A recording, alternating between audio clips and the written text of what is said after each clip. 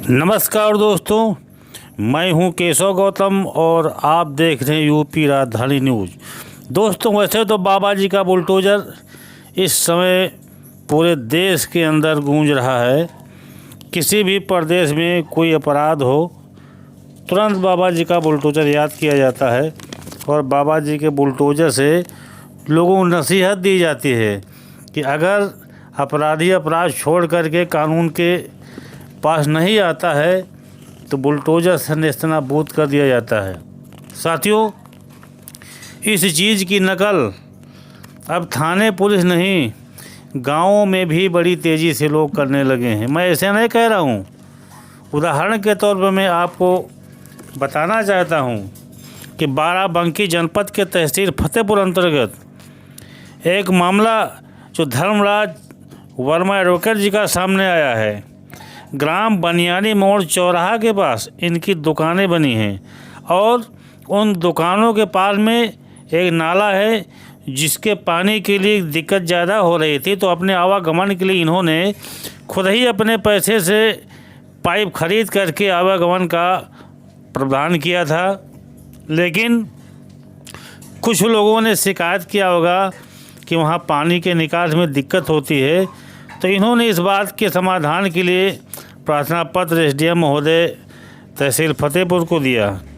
हुआ ये कि एसडीएम महोदय ने निस्तारण के लिए आदेश दे दिया और उससे खुन्नस खाए ग्राम प्रधान और ग्राम पंचायत अधिकारी लेके बुलडोज़र पहुँचे।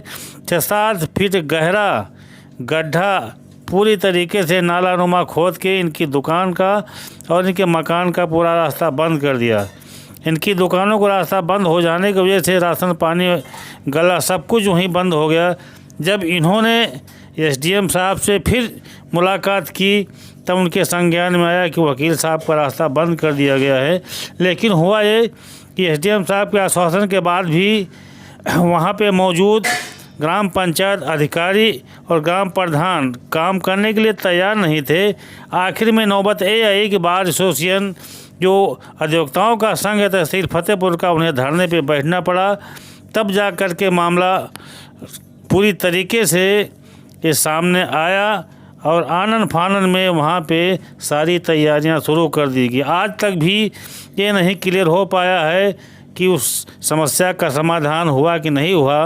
वकील साहब एक मानवता के नाते कानूनी लड़ाई लड़ रहे हैं, तो यहाँ तक उन्होंने कह दिया था कि अगर हमारा ये कार्य नहीं हुआ, रास्ता हमारा नहीं खोया गया, तो हम धरना अनशन साथ आमरण अनशन के लिए तैयार हो जाएंगे। आइए हम रंजीत रावत के द्वारा सुनवाते हैं पूछताछ वकील साहब से उनकी बातें करके ऑफिस में।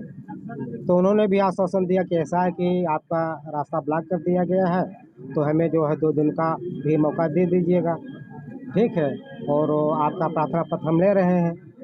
तो लेकिन फिर 2 दिन, आज 3 दिन हो गए हैं, फिर किसी प्रकार की कार्रवाई नहीं हो। हमारा ऑलरेडी सब रास्ता बंद पड़ा हुआ है। वकील साहब को खुद जो वकील साहब हैं जो लोगों को प्रार्थना पत्र देते हैं, लोगों के केस लड़ते हैं, इनको ही सिर्फ देखिए आश्वासन